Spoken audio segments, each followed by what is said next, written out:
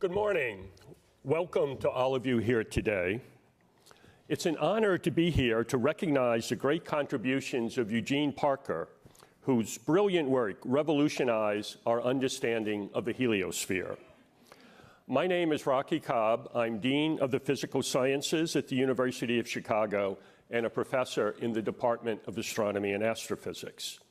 It's my privilege to welcome our distinguished speakers. Dr. Thomas Zurbuchen is the Associate Administrator for the Science Mission Directorate at NASA headquarters in Washington. Dr. Zurbuchen previously served as Professor of Space Science and Aerospace Engineering at the University of Michigan. His research focused on solar and heliospheric physics.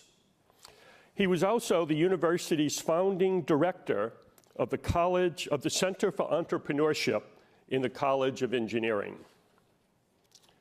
Dr. Zurbuchen has been involved with several NASA science missions. He earned his PhD and Master of Science degree, both in physics, from the University of Bern in Switzerland. He's received many honors, including the National Science and Technology Council Presidential Early Career Award for Scientists and Engineers in 2004, and a NASA Group Achievement Award in 2006. Dr. Nicola Fox is the project scientist for the Solar Probe Plus. Since 2015, she has served as chief scientist for heliophysics in the Space Research Branch of Johns Hopkins University Applied Physics Laboratory. She was the deputy project scientist for NASA's Van Allen probe mission, which studied the radiation belts that surround Earth. Before joining APL as a research scientist in 1998, she was a National Research Council Fellow at NASA's Goddard Space Flight Center. She earned a PhD in physics from the Imperial College, London. Our next speaker, Eric Isaacs, is the Executive Vice President for Research, Innovation, and National Laboratories at the University of Chicago. In that role, he provides direct oversight of Argonne National Laboratory, Fermilab, the Marine Biological Laboratory, and the university's founding partner relationship with the Giant Magellan Telescope project. His responsibilities include furthering the university's effort in computation, data science, and innovation in Hyde Park, including the Polsky Center for Entrepreneurship and Innovation. He is the Robert A. Millikan Distinguished Service Professor of Physics. He previously served as the university's provost and as director of Argonne National Laboratory. Dr. Isaacs earned a PhD in physics from MIT, and he is a condensed matter physicist whose work focuses on quantum materials. Please join me in giving a warm welcome to Dr. Eric Isaacs.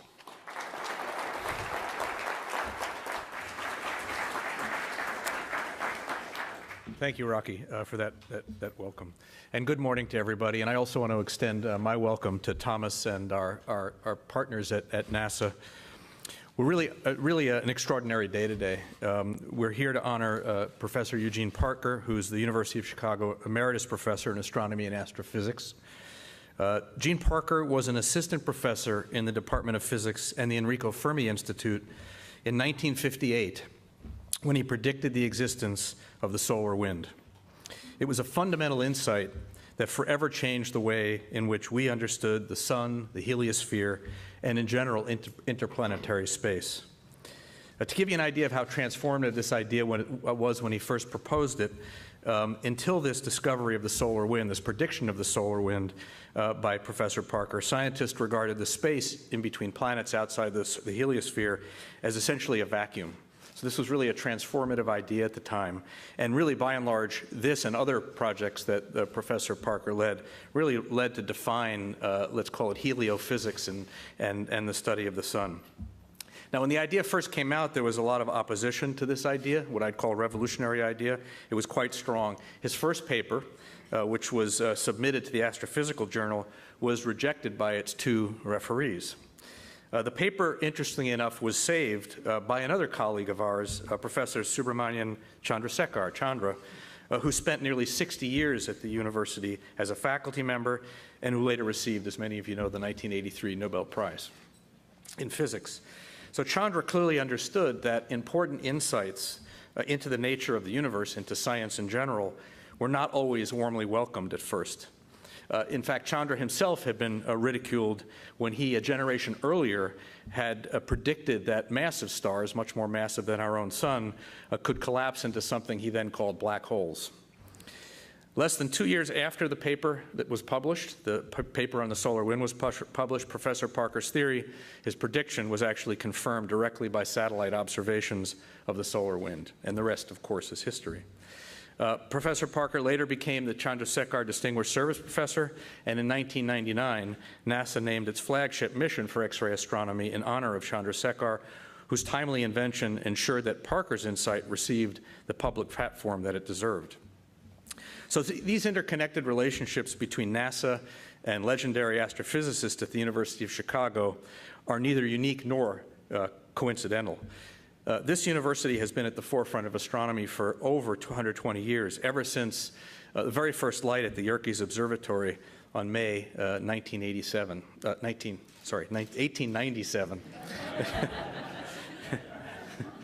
It's been a while.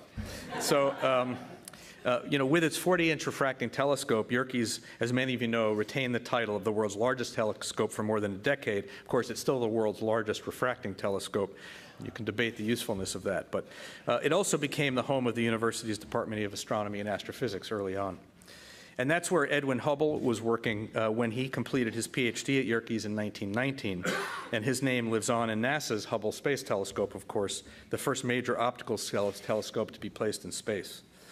And of course, Hubble is but one of the list of extraordinary University of Chicago astrophysicists. In this short time, 120 years, it isn't possible to go through the entire list of what we've done. But I'd like to mention a few. Today, the University of Chicago remains at the cutting edge of discovery in astronomy and astrophysics. We are the leading U.S. collaborator on an international project to deploy a cosmic ray telescope on the International Space Station later this decade, the Extreme Universe Space Observatory, which is funded by a grant from NASA. The university is also a core participant in the South Pole Telescope, which is a powerful tool already in operation, looking at the structures of the cosmic microwave background and searching, for example, for dark energy. We're also the founding partner in the Giant Magellan Telescope in Chile, which will be the world's largest optical telescope when it begins early operations in 2021, and which will produce images that are at least 10 times sharper than what we can do today on Earth. Or by the Hubble Space Telescope in the sky. We're also an organizer of the Pierre Auger Observatory in Argentina, which is a cosmic ray detector, a very large one, roughly the size of the state of Rhode Island. So these exceptional tools of discovery are matched by our outstanding faculty and other university researchers. Our Department of Astronomy and Astrophysics is home to an exceptionally talented faculty who are opening the door to the cosmos for the next generation of astronomers, astrophysicists, and everyone else who is passionate about science and discovery. So, suffice to say, we're very proud to join NASA in honoring Professor Parker for his revolutionary vision of the cosmos, of the sun, the heliosphere, and for his seminal contribution to plasma astrophysics. So we look forward to continuing our exploration of the universe in partnership with NASA and with scientists across the country and around the world. Thank you.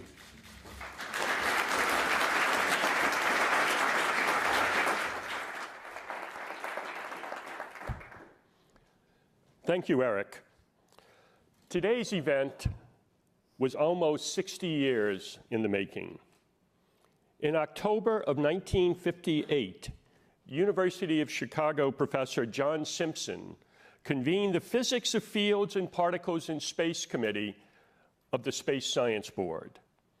Right here on campus in 1958, the Space Science Board ultimately advised NASA, the Department of Defense, and the National Science Foundation on aspects of interplanetary probes and space stations, potential problems of manned spaceflight, the exploration of Venus and Mars, and other space-related matters.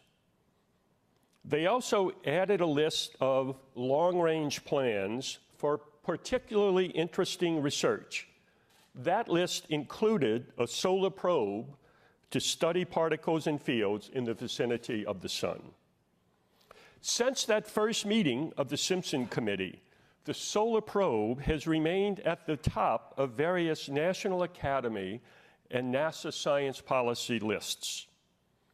So it's very appropriate that we're here in Chicago today to honor Gene Parker, whose groundbreaking work reshaped our vision of the solar system and set this entire endeavor in motion. In the 6 decades since Eugene Parker's discovery of the solar wind, we have made tremendous gains in our knowledge of solar and space physics.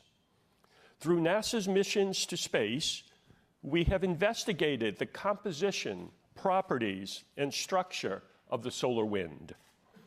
We have captured incredibly detailed images of the sun's corona.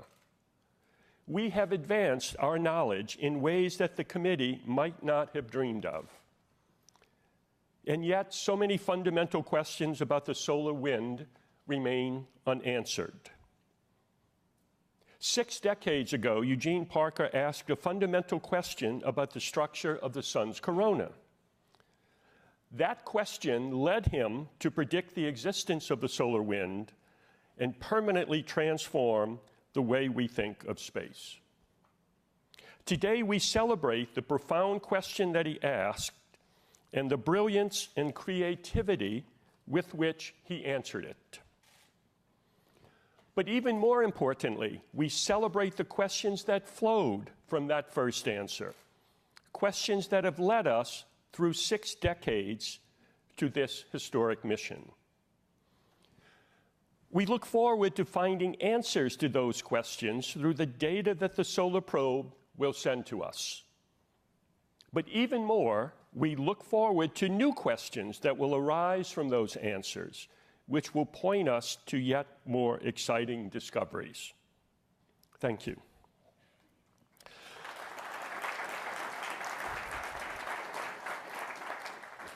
We would now like to share with you a video about Gene Parker and the impressive work that has brought us here today.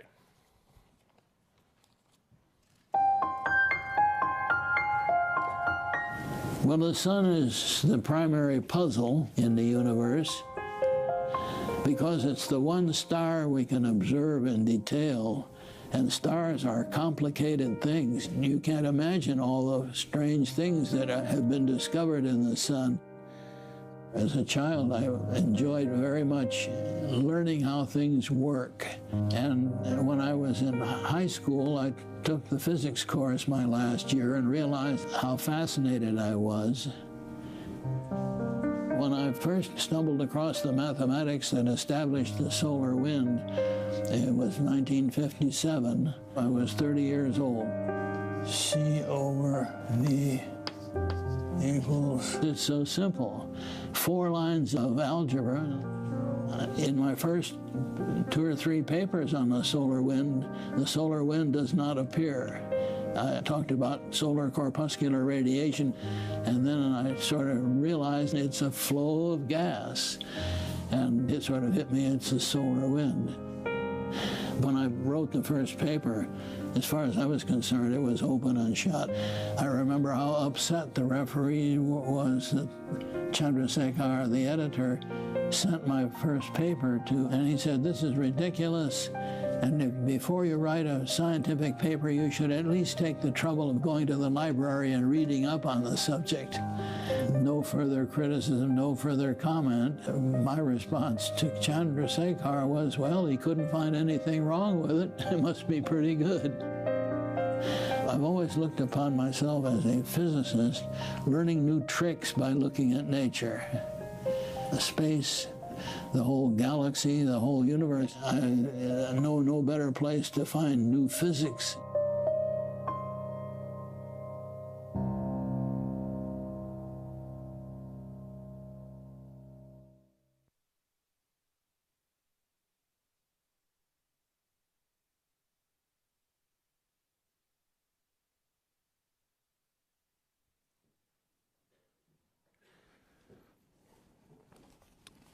I'm really excited to be here today for two reasons. First of all, this is one of my favorite cities. My wife grew up here, and I spent a lot of times here at Christmases, holidays, and blues clubs, and many amazing restaurants around town. So I'm just glad to be back.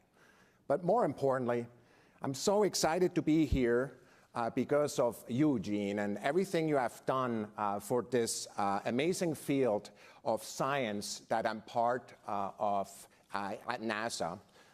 What I'd like to do is really point to the fact, of course, that the way we look at this science today through the many telescopes that are out there as a result of the work that you have done, Gene, nature has become more beautiful, more complex, just like you said, but more beautiful. Look at this amazing image here by one of the recent NASA missions. You also pointed out, of course, that the way this started, the story is with comets. The first line of your paper in 1958 pointed to observations of comet tails that basically said that these tails, this is a really rapid one, flying near the sun really quickly and interacting with a coronal mass ejection as measured by stereo, but that these tails really indicate that there are fast winds. And these fast winds, of course, people really couldn't imagine, because what they thought about is that the sun would just like slowly bake off, and a really small kind of breeze would happen there. Oh no, that space between the planets is a lot more exciting, with a lot more science going on than anybody predicted. Of course, just a few years later, your prediction was confirmed with Mariner 2, that was outside of the bow shock of the Earth and saw the supersonic solar wind, just like you said, approximately the temperature that you had said, density a little bit less perhaps than you said in your initial paper. If I ever write a paper that's accurate, I'll be really, really glad. But this is from Mariner 2. In addition to that, of course, what that spacecraft did and subsequent spacecraft, they also observed the magnetic field shape that was later in the same paper that you predicted, a magnetic field that we refer to as the Parker magnetic field. And so it's that observation that was also made. So really making this a huge home run, and really one of the biggest kind of discoveries, I believe, in solar and space physics, or heliophysics, as you pointed out. Once you have the solar wind, and you know its speed and its density, you have a guess about the magnetic field and the structure of the galaxy, which is another subject area that you focused on, the recognition that there's magnetic fields out there, and that this universe is not just gravitational, it's really magnetic, and there's important impacts that happen. Once you know the solar wind, you can guess how big that bubble is, that kind of space that is filled by the sun. We refer to it as the heliosphere, and only about 5 years ago did we cross through that boundary into our galactic environment, work that our friend Tom Kermici is sitting right here, and his colleagues on Voyager have done amazing work with. And basically, we're right now on the outside with one of these missions, we believe, looking at, for the first time, that galactic environment. Again, a magnetic galactic environment of the types that you have predicted, whereas the other Voyager is kind of still sneaking up on that boundary from the inside. Going back to our near-Earth environment, of course, what we have right now is these missions out there. We call them magnetosphere multiscale missions, and what they're observing is an important process that you talked about really early on. With SWEET, you talked about the merging of magnetic fields and the important interactions that would happen if these magnetic fields, in fact, coalesced and reconnected. We talk about that process as reconnection. Only just a couple years ago, or even this year, there are new science papers out there that talk about the first really in situ multi-point observations of these processes that are important, not just near Earth, where we observe them right in front of our door, but they're universal, because we observe these processes around astrophysical objects around other planets in many different places in the universe. And so that's another one of the seminal papers. But going back to the sun, you know, like who would have guessed how amazing the sun looks? Look through the kind of eyes of somebody who understands that there's magnetic fields there. You know, the corona, the atmosphere of the sun, of course, is heated to a temperature much higher than the surface of the sun because of processes we're still trying to learn about. You wrote a paper that basically talked about microscopic kind of nanoflare type of heating events that will be at the heart of that heating, the amazing structures that we see there. And there's a lot of evidence and papers that we see in the literature even today that basically point to the fact that this is much more likely than we ever would predict. But we want to go check. And that's really where kind of the culmination, I believe, of the research that we've been doing in this field in solar and heliospheric physics and heliophysics in general is, and that is about the solar probe mission. We want to go down there, take the challenge of going in the worst kind of thermal environment in the solar system, survive that because we built the machines robust enough to do that, measure the environment there and really prove and find what the kind of heating processes really are that in fact make the corona hot and accelerate the solar wind. Now, NASA has named about 20 spacecraft after distinguished researchers like Hubble, Chandrasekhar, and Fermi, all of them with Chicago ties, many others, about 20, not many.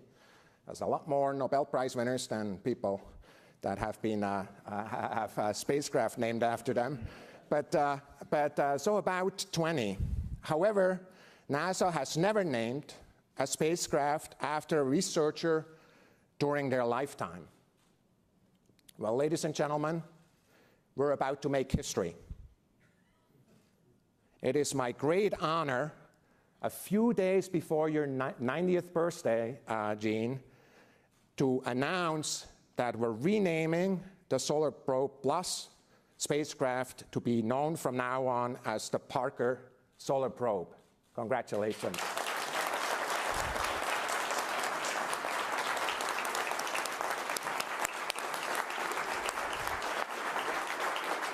Congratulations. Thanks so much. Really appreciate it.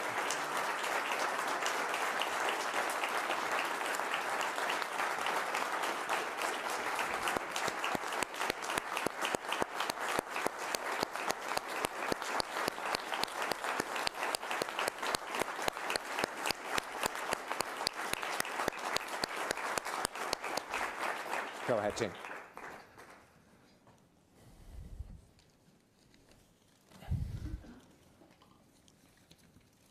I wrote my speech down here, and I don't intend to reiterate what you've already heard plenty of, but I'm certainly greatly honored to be associated with such a heroic scientific space mission. By heroic, of course, I'm referring to the temperature, the thermal radiation from the sun, and the extreme measures developed to survive that radiation and collect scientific data should be fully appreciated. You've heard the design of the spacecraft in earlier lectures here, I'm sure, but it was not easy, and I thought I would run through the two main effects. For instance, the initial development of solar probe concept at JPL showed the extreme technical possibility of a spacecraft surviving an orbital plunge into 4 solar radii. Essentially, JPL went for broke. They designed a fabulous spacecraft, and the sunlight, and this is what grabs me, the sunlight is 3,000 times more intense at 4 solar radii as it is out here of Earth. It really is something amazing. Unfortunately, only very restricted instrumentation can survive because the spacecraft serves as a heat shield, and you do not dare poke anything out from behind that heat shield to make a measurement. So there's some exceptions to that, but you're very limited. The next go at the problem was Solar Probe Plus, as you all know, and the Applied Physics Laboratory designed for a slow approach inward to 9 solar radii, where the sun is only 570 times more intense than it is here at the orbit of Earth. And it is possible to operate a complement of instruments peeking out from behind the heat shield for an extended period of time. One of the drawbacks of the original solar probe was that it's all over in a few hours at the 4 solar radii. As a theoretician, I greatly admire the scientists and engineers whose patient efforts together converted the solar probe concept into a functioning reality ready to do battle with the solar elements as it divulges the secrets of the expanding corona. So, hooray for Solar Probe. Thank you.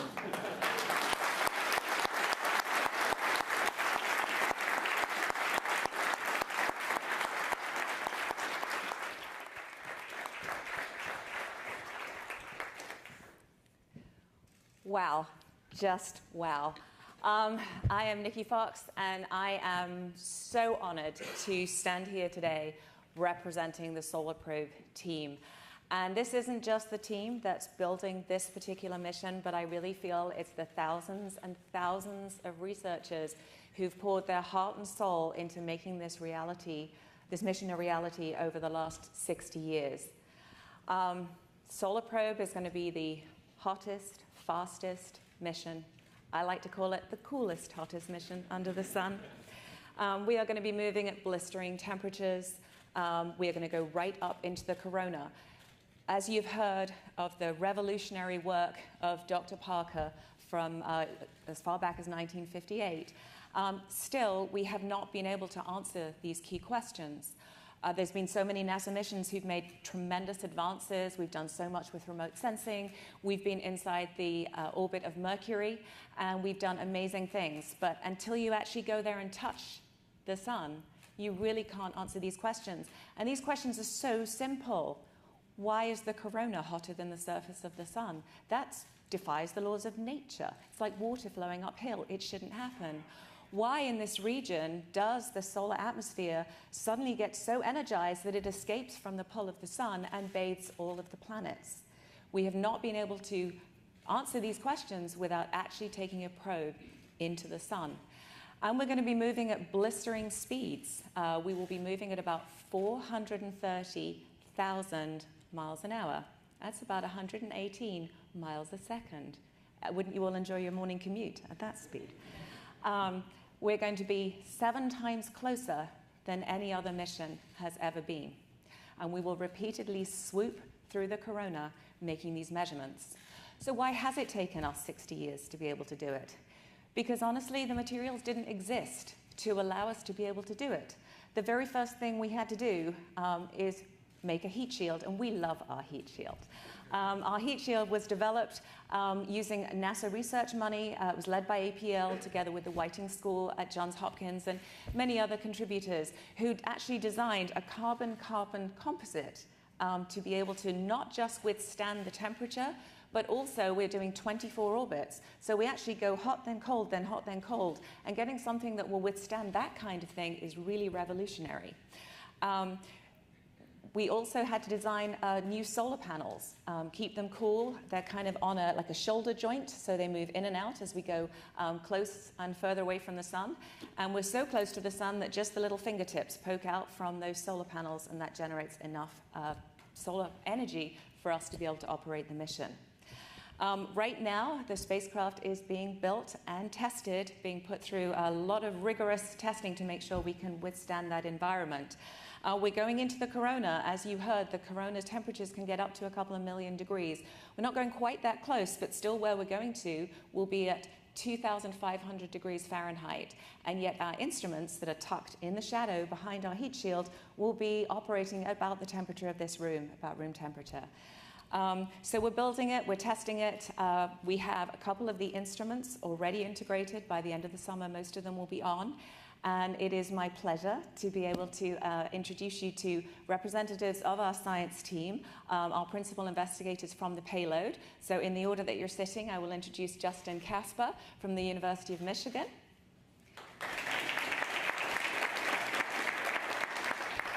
He's also a Chicago alum, by the way. Stuart Bale from the University of Chicago, University of California, sorry. University of California in Berkeley, I've got Chicago on the mind. Dr. Dave McComas from Princeton University. Dr. Marco Velli from University of California, Los Angeles. And last but certainly not least, Dr. Russ Howard from the Naval Research Lab.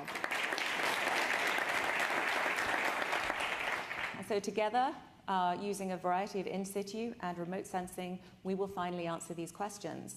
I also want to introduce one more person. I like to call him the man behind the curtain. He's our project manager that keeps us all going on schedule, on budget, and never lets us take a vacation. Andy Dreisman.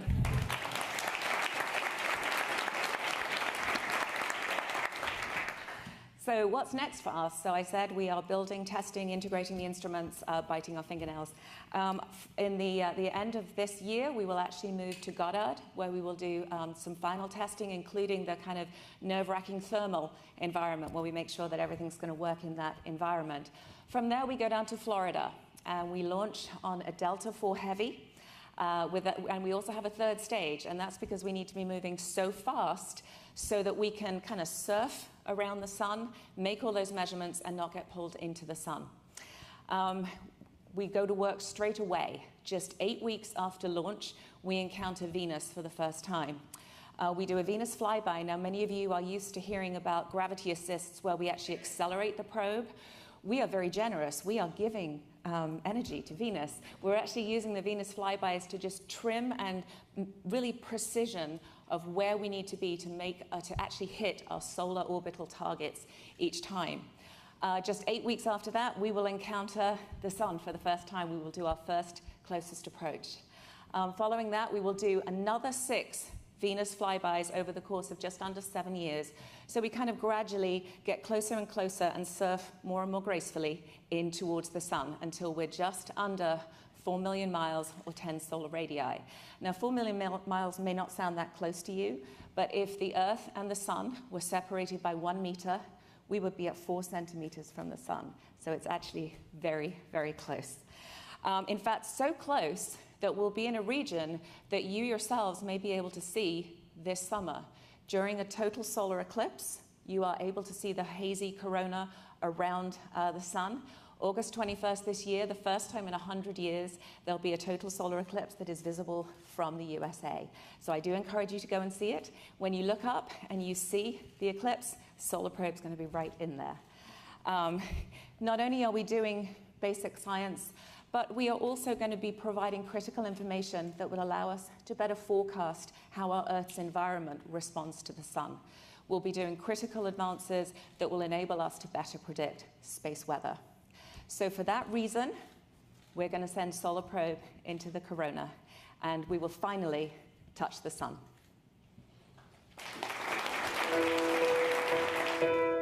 NASA's Parker Solar Probe mission is about to embark on a historic journey to our very own star, the Sun. Named for Dr. Eugene N. Parker, whose contributions have revolutionized our understanding of the Sun, Parker Solar Probe will usher in a new era of exploration. It's a mission of extremes. The spacecraft will plunge through the Sun's atmosphere, called the corona, and fly closer to the Sun's surface than any spacecraft in history. More than 7 times closer. The Sun's surface is hot, at temperatures exceeding 10,000 degrees Fahrenheit. But the real surprise is, its atmosphere is even hotter, 300 times hotter. Facing the corona's brutal heat and radiation conditions, Parker Solar Probe will finally provide answers to some of the most important questions about how our sun works. As Parker Solar Probe speeds around the sun making these measurements, it's moving at over 430,000 miles per hour. That's like traveling from New York to Tokyo in less than a minute. This mission is the culmination of 60 years' work by the best and brightest scientific and engineering minds. Today, our technology will let us achieve our dreams, to reveal the secrets of the corona and our sun, and to one day help better protect technology from the threats of space weather. In 2018, we will launch Parker Solar Probe, humanity's first mission to touch the sun.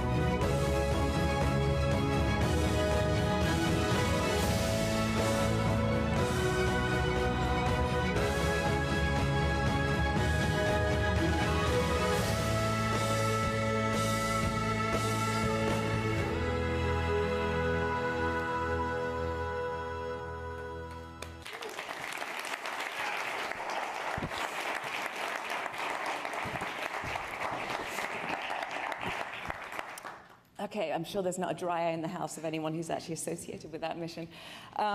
Okay, so it just remains for me to say that to Dr. Parker that we are going to be flying a chip on the spacecraft. We're going to put some photographs of you and your seminal paper from 1958.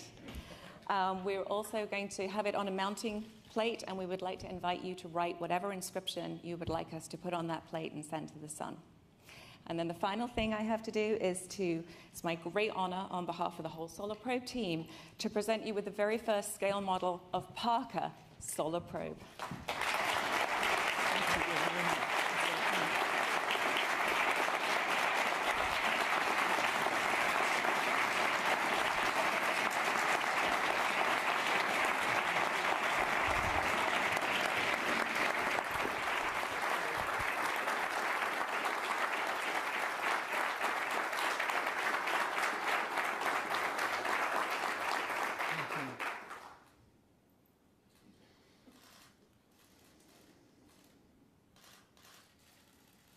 Well, as I said, I'm greatly honored to be associated with this heroic scientific mission.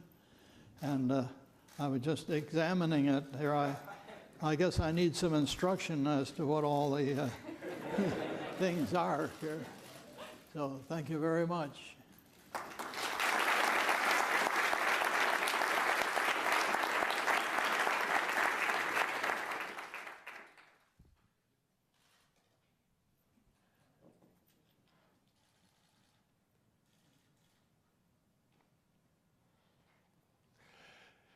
Now we'll take a few questions from the audience and from social media.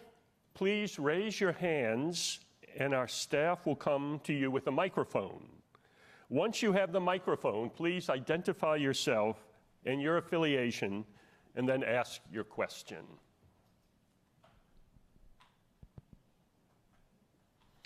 Yes, a question from this gentleman in the front. Yes, you need a microphone. And identify yourself. No one here knows you. My name is Eric Isaacs. Can you please say a little bit more about the kinds of instruments you actually have? And maybe this addresses Gene's question about what's on the model. But what are the instruments you have, and what are your wildest dreams about what you hope to find? Okay, Nicola, yes, we have a full complement of instruments. So as you've already met the PIs, but we have the sort of bulk plasma, the bread and butter of the solar wind, if you will. We have a couple of instruments that are going to be measuring what's coming out radially from the sun, and we have instruments positioned in different locations, so whatever angle it comes out as, we've got it. We have a full suite of magnetic, so here's the magnetic instruments on the back here, the electric fields on the front, so we can measure plasma waves. We have a high energetic particle suite to get the stuff that comes with the flares and the shocks. And last but not least, we have a white light imager called Whisper that is going to be taking pictures of the structures that we're about to fly through. So it will help us put into context what we're seeing. Wildest dreams, I want to go and explain Parker's paper. That's what I want to do. Great. Thank you, Nicola. Let's see, we have another question right there. Hi, Charlie Wojciechowski from NBC5 in Chicago. Why is it important to send this into the sun? Why is it important to touch the face of the sun rather than just brush closely by it and preserve the satellite? So we will brush closely by it. We're obviously not going to go right up and touch it, but If you imagine, you can learn so much from looking out the window. You can see the sun is shining, you can see the birds are singing, but until you actually go out, you have no idea quite how hot it is out there or how windy it is or what the conditions are like. So I think we've really come as far as we can with looking at things, and it's now time to go up and pay it a visit. Now we'll take a question from social media.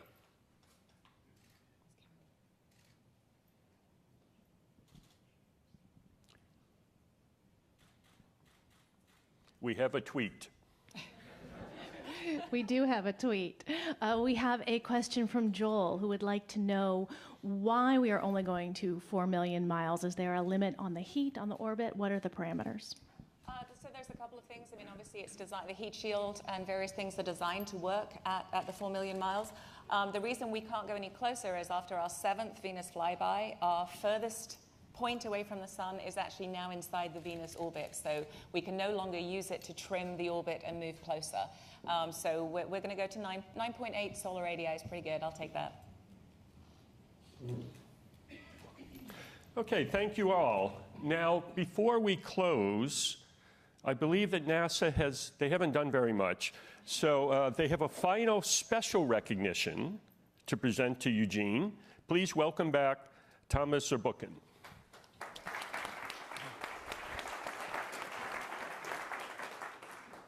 Kleenex up here. You're good, you're good.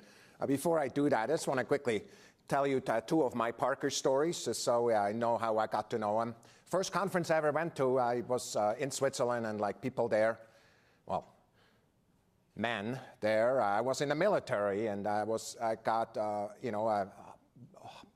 time off from the military to come to the first conference, and so I walked in, was on the train the whole night to Germany, where that conference was, and I walked in the door and I sat down, and so I didn't know who was there. Of course, I had read all your papers, right? And so I sat there in the conference, and some guy gave a talk, and you jumped to your feet and asked a question. Everything was quiet, like momentarily, like because you got up there.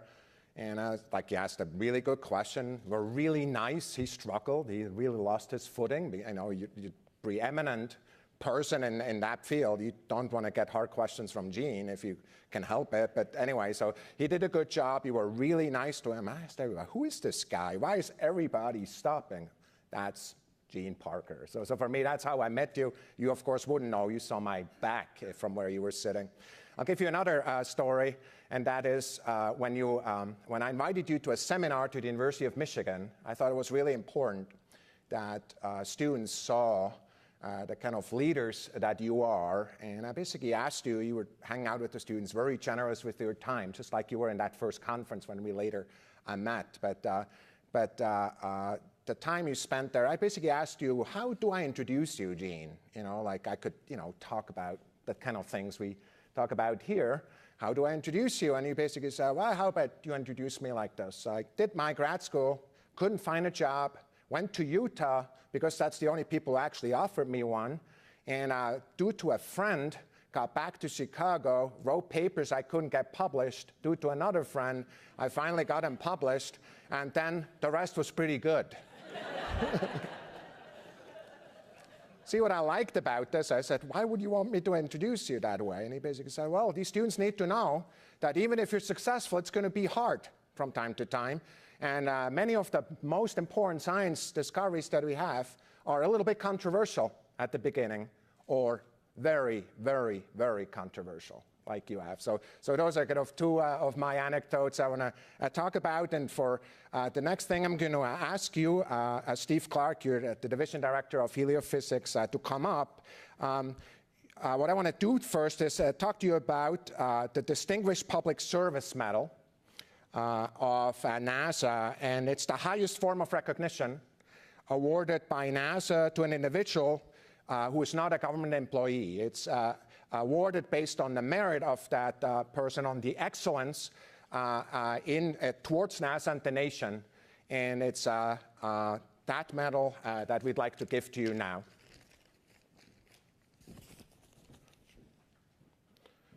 Let's come here. So what I'm going to do is read the dedication, which is signed, of course, by the administrator. This is only the administrator can give that medal, and it is for a lifetime of extraordinary scientific achievement and outstanding leadership in space science and NASA's space program. Gene, it's an honor to give you that medal. Congratulations. Thank you, Tom. That's a pleasure.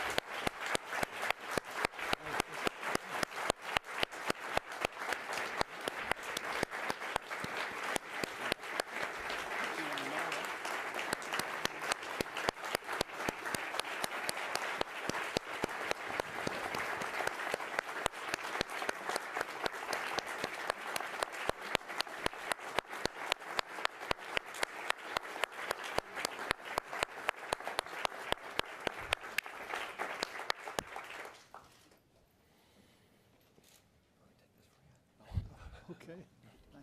What a wonderful morning. Thank you, everyone watching across the country, and to all of you who have joined us here at the University of Chicago. There will be a short media question and answer, so media, you are not allowed to leave the room. Please remain.